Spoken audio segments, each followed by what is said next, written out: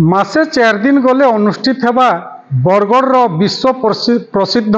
धनुयात्रा आउ इतार लगी कलाकार चयन प्रक्रिया सरी जाइछे जेन थी कि आमर सुंदरगढ़ जिलार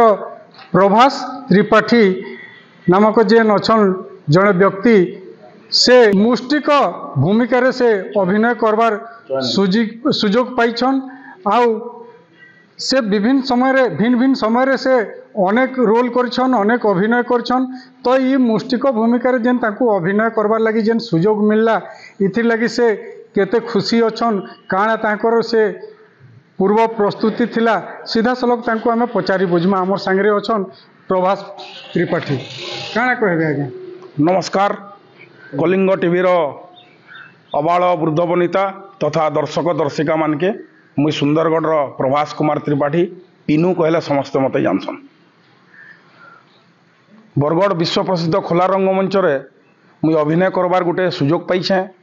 माँ समलेंकर आशीर्वाद रु चयनकर्ता मानकर दृष्टि आकर्षण तांकर आशीर्वाद आ मोर गुरु मानकर आशीर्वाद रु मुई आज सेने गोटे अभिनय करबार लगी सुजोग पाइछे जेनटा कि मते सपना भलिया लागसी जे कहीं विश्व दरबार आ कहीं सुंदरगढ़ आ कहीं प्रभास कुमार त्रिपाठी। बहुत खुशी अच्छे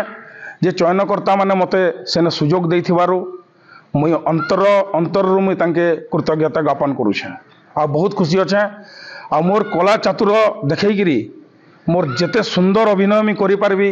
सेटा मुई दृढ़ प्रतिज्ञा करिछे आ बहुत सुंदर अभिनय करिगिरी दर्शक मानके तांकर मन मोहिबी बोलिगिरी मुई सेटा भी बहुत आशा करिछे। तो जेते बेले सेठना चयन प्रक्रिया आरंभ होइतिला सेते बेले आपनकर मन रे काଣା छनका पसिथिला जे मुई इथिरे सिलेक्शन हेई पारबी कि नी पारबी आपनको केनता लागुथिला। आया सबु कलाकार रो गुटे इच्छा थिसी बरगढ़ विश्व खोला रंगमंच रे विश्व प्रसिद्ध खोला रंगमंच रे अभिनय करबार लगी मुई भी तो जाइथिली सार सत कथा किंतु आया जेते बेले ऑडिशन हला मोर देहति भी बहुत भय थिला जे मुई केनता सेने अभिनय करिगिरी आमर चयनकर्ता मानकर दृष्टि आकर्षण करि पारबी केनता सुंदर अभिनय करिगिरी मोर दर्शक देवता मानकर मन मोहि पारबी भय तो थिला किंतु दृढ़ मनोबल और इच्छा शक्ति भी थिला आ से भाव में मुई जाइथिली जे मुई जनता हेले भी निपुण मोर अभिनय देखाबी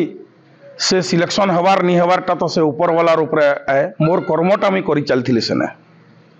जेन आपनको जेन अभिनयटा जेन मिली छे मुष्टिक भूमिका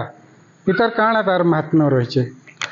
आज्ञा मल्ल योद्धा बोले मुष्टिक चाणूर के भूषण अष्टमल्ल आ से मते गोटे मुष्टिक योद्धा भाव सेने मिली छे सुजोगटे जेनटा कि कंसर अंगरक्षी तेणुक बहुत खुशी अच्छे आज्ञा मुई। तो आपनकर जेन से दरबार रे जेन माने आपनकर जेन डायलॉग जेन उपस्थापन करबे से भितरु किछि गुटे आपन टिके हाँ निश्चित भाव रे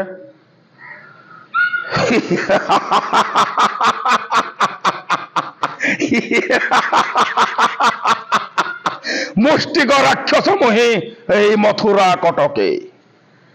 गदा युद्ध खंडा युद्ध मल युद्ध रे धुरंधर नाही वीर योद्धा एई महिमंडले इच्छा कले एई मुष्टिक प्रहार रे मेरुगिरी पर्वत को करे चूर्ण विचूर्ण एई मुष्टिक प्रहार रे शत्रु पलायन करे रणक्षेत्र जहाल नाम शुणिला मात्र के स्वर्ग मर्त्य पाताल हुए थरहर मो से मुष्टिक राक्षस महाराज चिंता करंतु ने महाराज कले बले अबा कौशले निश्चय निधन करी से नंदर नंदन कृष्ण बलराम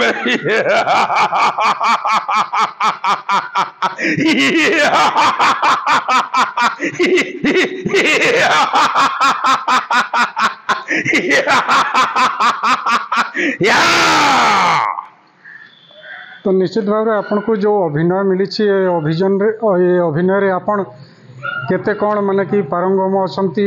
बरगढ़वासी को कि जे दर्शक मंडली जो रहिबे से मानकु आपन केते आपेत करि परिबे बोली के आपन आशा। आया इटा होचे विश्व प्रसिद्ध इटा केवल बरगढ़ खोला रंगमंच नुहे इटा विश्व प्रसिद्ध माने विश्ववासी देखुचंती बरगढ़ धनुयात्रा तेणुक मु दृढ़ प्रतिश्रुति दृढ़ इच्छा शक्ति मोर अच्छे मो निश्चित भाव मोर अभिनय रे मु सारा विश्ववासी को आनंदित और खुशी कर पारिबी बोलिक मोर आशा और विश्वास अच्छे। तो निश्चित भाव रे देखुतिले जे कि रही आमर सुंदरगढ़ कलाकार प्रभास त्रिपाठी सुरगढ़ बरगढ़ गोटे जोटा कि विश्व प्रसिद्ध धनुयात्रा से भूमिका अभिनय करिवार सुजोग पाइछंती आए नहीं कि से बहुत खुशी मध्य अछंती। सुंदरगढ़ पप्पू प्रसाद सिंह कलिंग तिहार।